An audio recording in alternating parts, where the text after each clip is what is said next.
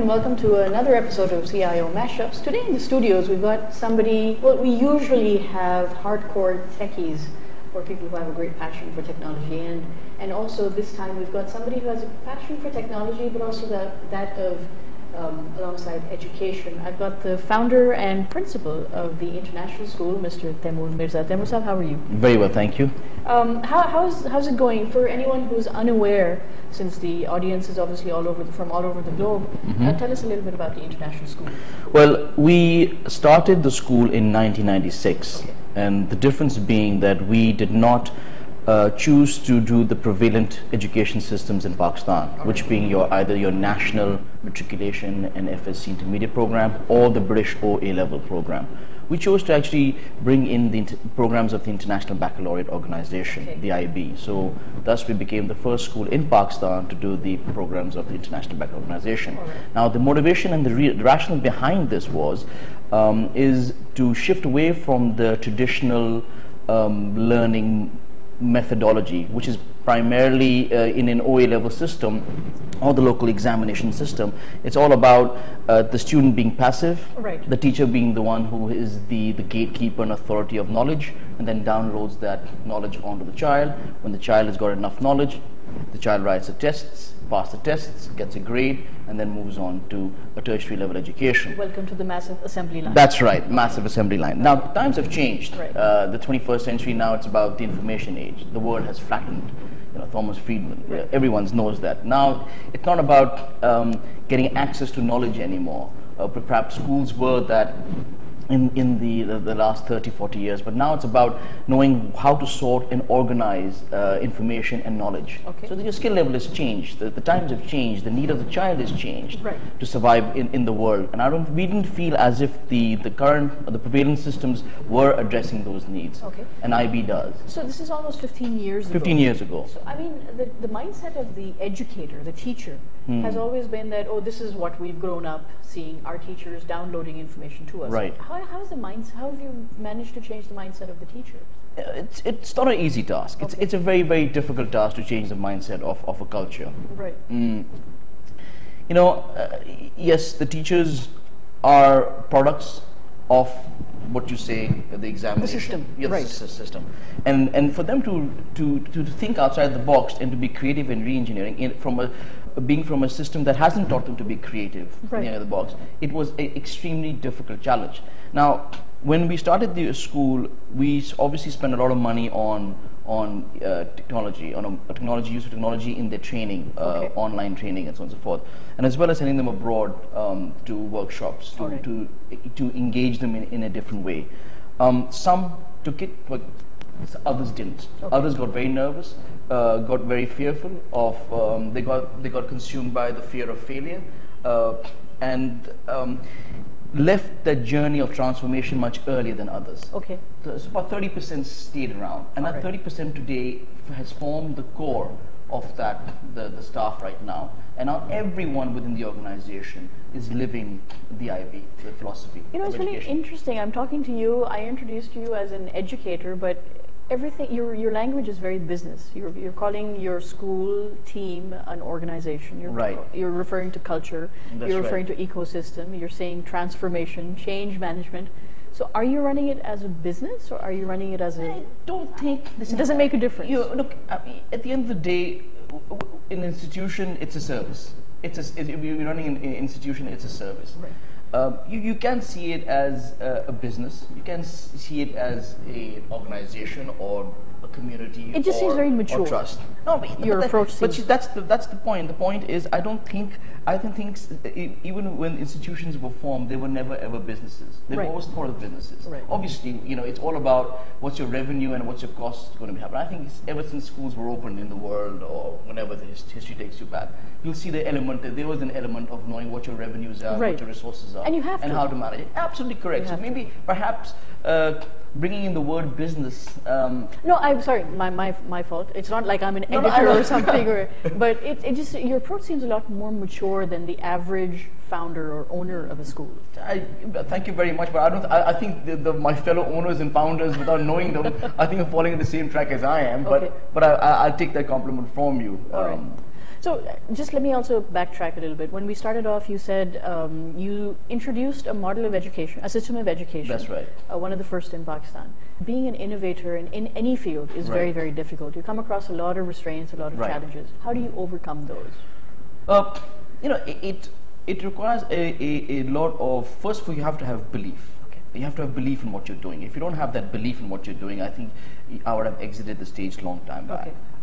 Then on that belief of the purpose or the morality of the purpose, am I doing it right? Am I in the right direction? That element is very important. The next thing comes is you have to have a lot of enthusiasm. Right. You have to have a lot of energy and a lot of discipline and a lot of patience in order to overcome that. So those are some of the values that I think one needs to take with them throughout this process and journey of transformation, because you're going to come with, like you said, many challenges. Right. There are challenges of structural challenges, organizational structural challenges. The old hierarchy doesn't work anymore. You got to collapse that hierarchy. Right. People are not very comfortable. They like to be told what to do. They're not. If we leave them, they can go ahead and invent something and be creative about this lesson or this curriculum development. They suddenly get lost at words. So it brings so there's that change of thought, change of thinking, change of how they are. That all comes into play. So that itself is a challenge in itself. The other one is internally. Other challenges perhaps are basically the assessment, the way that you assess the child. Here, it's not only examination. Here, the assessment final grade also depends on how the child is doing in the classroom, the kind of interaction that they're giving in the classroom, the kind of input they give in the classroom, the projects, their contributions. That all comes in heavy as heavy weight within the final grade as well. Okay. That also is very, very important. So, imagine a teacher who's only used to doing examination now suddenly has to balance all these factors, and then the greatest challenge of assessment here is that it's all criterion referenced. Okay. What does that mean? It's not. What it basically means is you're not going to read an essay and say, oh, it's 7 out of 10 or 8 out of 10. Okay. Just out of your head, you think, oh, this child is in a really good essay. I'm going to give them 8 out of 10. And plus, I like them a lot. Oh, yeah, I like them a lot. Yeah, that comes in play. Here, it's about there's a set criterion. Right. Written by IB and given to the teachers. Okay. Now, when they read the essay, they have to read the criterions and then there are descriptors under the criterion. Okay. If that descriptor under the criterion describes the essay, they award the points associated with that descriptor. Okay. So now when you say a child got a 7 out of 10 in say knowledge and understanding, okay, the descriptor will tell the child why he or she got that. All right. So there's a little more descriptors. Now imagine you're reading an essay, then you have to run down to the descriptors and then match the essay with that descriptor. Okay. So your result is more meaningful. Correct. Correct. Well, it's feedback. Yeah. A part and parcel of learning process is to give meaningful feedback. The child is not supposed to just be told, okay, by the way, you didn't do very well, you got 7 on 10. You should guide the child, look, you got 7 on 10 because you didn't do this, and this. And if you had done this, you would have gotten maximum. Okay. And that is inbuilt in the system. Now, it's not only individual or teacher-based, it's the system now that tells you that. Okay. All right. That's what's fantastic. So, how much of a role does technology actually play?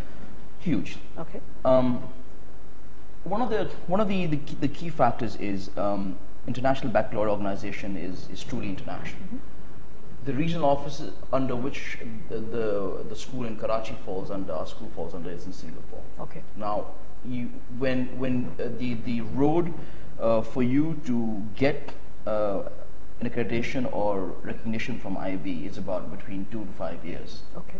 Now that means that there's a lot of reports being sent back and forth on academic standards and achievements and developments and collaboration of staff and many other factors that come into it. How do you communicate that? It has to be via email. Right. We had that from day one. Okay. You go back to '96 and you look at the emails. It was really slow then. It was really slow in sending emails and documents being attached and so on and so forth. So almost was much easier just packing it up in a hard document, putting a DHL and sending it off at that point in time. But things have improved since then. So that's being one of them. So that's huge. The other one is in the teachings itself. You have to link your theory with practice. Right. Not in high school, in middle school, in primary school. Okay. So you look for software that's simulating. So you have constantly, departments are looking for simulation in softwares for mathematics. Then there are something called data loggers that log data in a science experiment. Okay. It could be with temperature, time, could be with radiance, so you have to get all this technology and hook it up with your computers, and then you have to get the sensor out and then measure. Right. So the science lab, you have to use that. So that comes with technology that links between the practice and the theory of them. Then there are, for example, there's a lot of reflection in the school, a lot of reflection. So imagine students writing reflections, and then you're reading the reflections on what? On perhaps how you studied, all the way from how you studied, and why you didn't do well in your exam, all the way to your community service. What you learn from serving the community or interacting with society. So for that also, there's a lot of paperwork that we used to balance before. But now we use service providers like ManageBack, fantastic service provider, again built by IB students who graduated sitting in California, and they designed this fantastic software that's all for the management of an IB school. And so you can put up pictures, you can post sound bites, you can with your community service, which you couldn't do in a hard copy. Right. So that's another use of technology that comes in. Then in the late 90s, training was primarily only traveling to cities. So I had to send staff all the way from Bahrain to Hong Kong for training sessions. Now it's all online. Right. So everything's online, which is fantastic. So now the staff can be sitting at their home, in the comfort of their homes. Much to their, obviously they prefer traveling because the school pays for the entire trip. So then they would rather, but then again we pay for their workshops, and they sit in one room and they get trained online, which is another fantastic. So you can see the technology is actually a very integral part of the school. That said, now we're moving to the stage where it's imperative for each child to have a laptop in school. So we're moving in that direction. So we're weighing different options. We're looking at laptops vis-a-vis the netbooks, vis-a-vis the iPads. Right. So we do right now. The more technology is out there, the more confused we're getting on exactly what to recommend students to go out. My God, if there was a way I could get back into a time machine and go back in time, I would come back to your school. That's right. So imagine. Through PowerPoint presentations, interactions, modeling, kids get to learn. Kids get to enjoy education a little more than others. So here's one question for you. At the time when I was going to school, there was no Facebook, no Twitter, very, very, very slow internet. Today the times have changed. Do you think that, I'm sure your student population is also very plugged in online, Facebook, everything. That's right. Do you think that has a positive way to use that into education? Yes or no? I'll tell you. It's got its pros and cons. It's not an easy yes and no answer. But it's important to understand what the pros and what the cons are. Right. And then and one can be very critical by going to the cons, or one can be very productive by going to the pros and trying to minimize or negate the cons of them. The issue with Facebook primarily that I find that it's not controlled. It's an environment that's not controlled. So the language itself, so on and so forth, can be just about anything. It has its negatives there. But yes, in terms of the other one is that Facebook itself, I think that takes the child away from valuable time in using it's a source of distraction as well for them. But yes, when it comes to them staying in touch with their students, teachers, and fellow on productive matters like what was homework or what's coming up, yes, it can be useful as well. But again, it's that you have to teach the child itself how to manage that time. Is to use that Facebook. IB itself has launched its own virtual community. It's called the as long as there's IB a virtual community. But that is in direct competition with Facebook, and it's not launching at all. Because it's not as well thought out or designed as Facebook. It's not as cool as Facebook. And I mean, Facebook, I can tell you, please, Facebook. And Facebook has just consumed the lives of people. I mean, there were many. Orkut was one. I remember there were many other society. MySpace. None has taken off as Facebook. And I think the whole charm there is a constant change. They're constantly changing and evolving themselves to better their service. What about this entire phenomena of Web 2.0? I don't know how well versed you are, where kids can actually go out and blog and put up their own experiences. Have schools or has the education system looked towards? IB has. IB schools have taken it by a storm. Have taken it by a storm.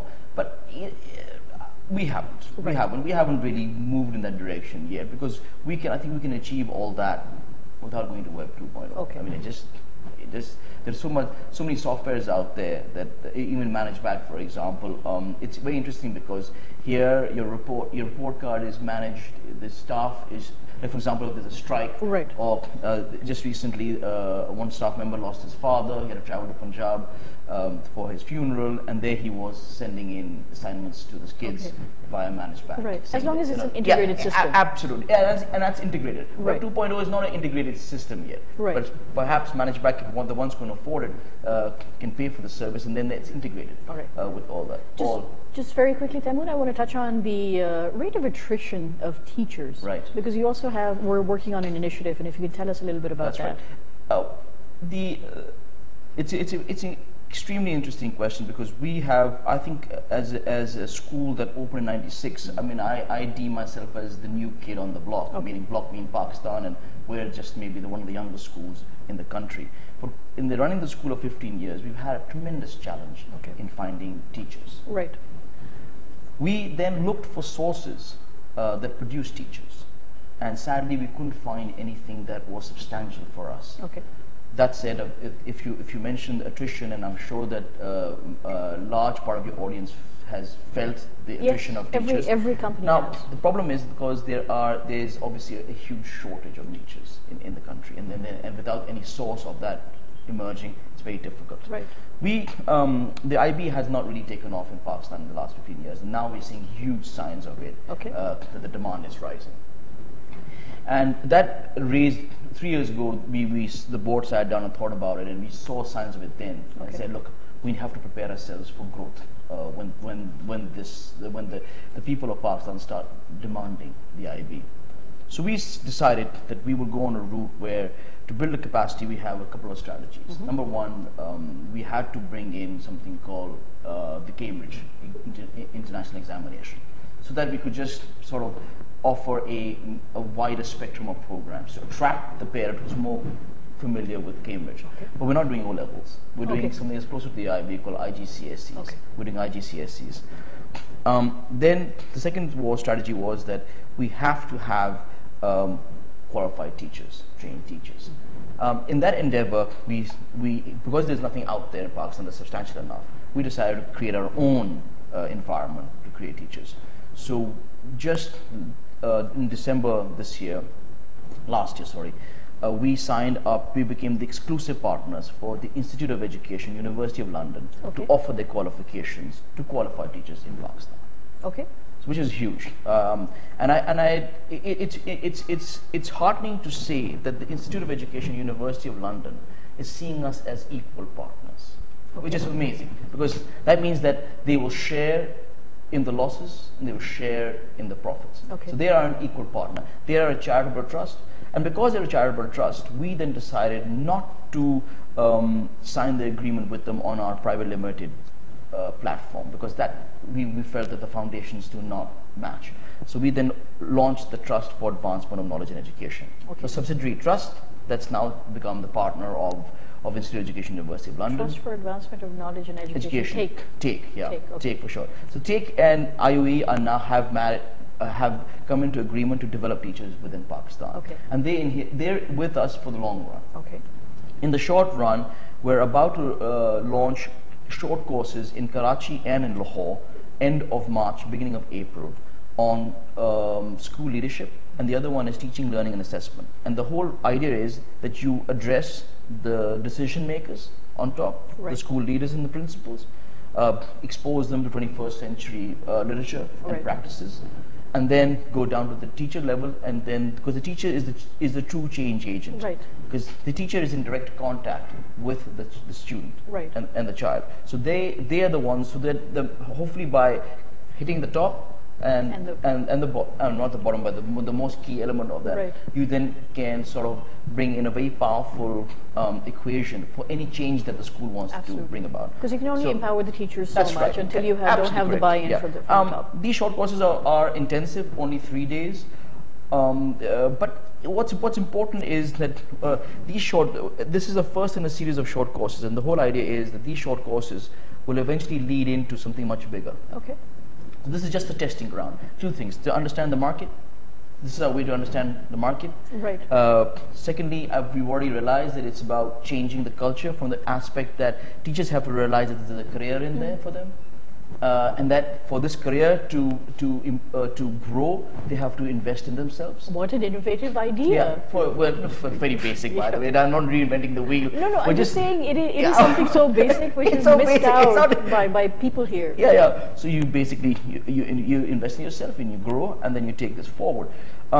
But eventually, these short courses will lead into the International Postgraduate Certificate of Education, which is a one-year university-run qualification, which will qualify you to teach anywhere in the world. Really? How about that? Okay. So teachers then could then pack up and get a job in the Gulf or Far East. So that's what we want. That's right. That's not what we want. No. We want remember one thing. I understand what you're coming, where you're coming from. But I understand one thing. You have to bifurcate two things. One is, if a teacher is working for an institution, right, is he or she getting paid enough to go invest in themselves for a year? All right. And then come back. Because it's in the end of the day, they will only do this if it takes them further up the career. Absolutely. Both ways, financially as well as professionally. Right. And if they don't get to have the confidence to feel that that's going to happen, they're not going to invest in themselves. Absolutely. For Pakistan. But that means that now the onus falls on the institutions to do that. Okay. Now, like you said, business institutions are primarily businesses here. People are not going to invest in staff thinking that there's that high level of attrition.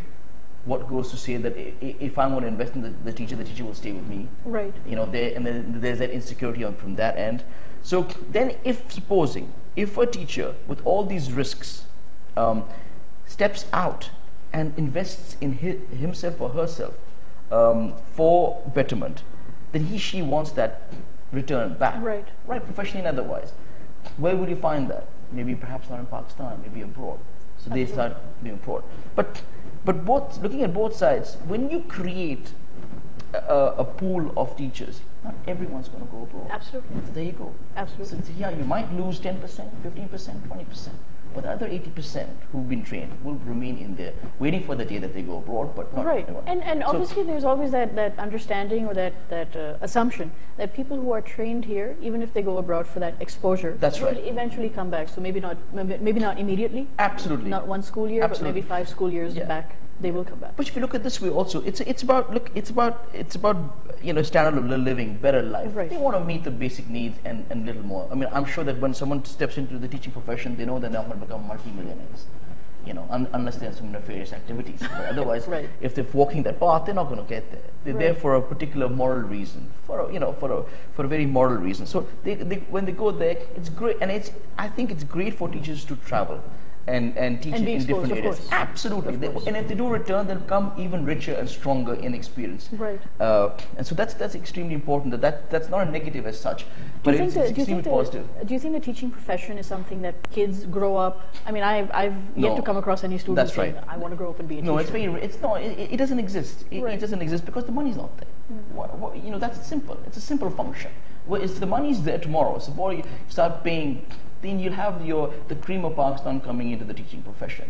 But that's not the case at the moment. But as the private schools are pushing the envelope and raising the standard, obviously comes at a cost because the fees goes higher for the parent. But that's part and parcel of how the standard is going to eventually get there, and it'll settle eventually. Okay. So that's part of growth anyhow. Sorry, very quickly, we need to wrap up, but very quickly, if you could just say, is there a website address or something where people can find out about Take? Both Take it's take.pk. Take.pk, and it's a very simple, you get a very brief idea of what the mission, values, and the objectives of Take, as well as the trustees. I've got Dinsha Avari on there, I've got Marikash Jalani, I've got Dr. Nasir Afghan from the IBA, Yusra Jalani, who's a lawyer and advisor at Acumen Foundation, and myself. The 5 of us who've launched this organization.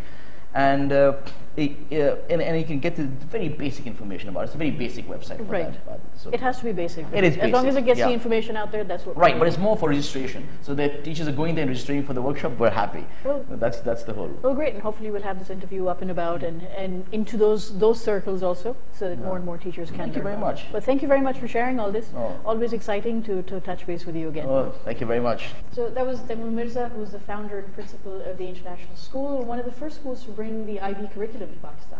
If you have a question or a comment about education and technology or anything that we've talked about, please feel free to leave it in the comment section below.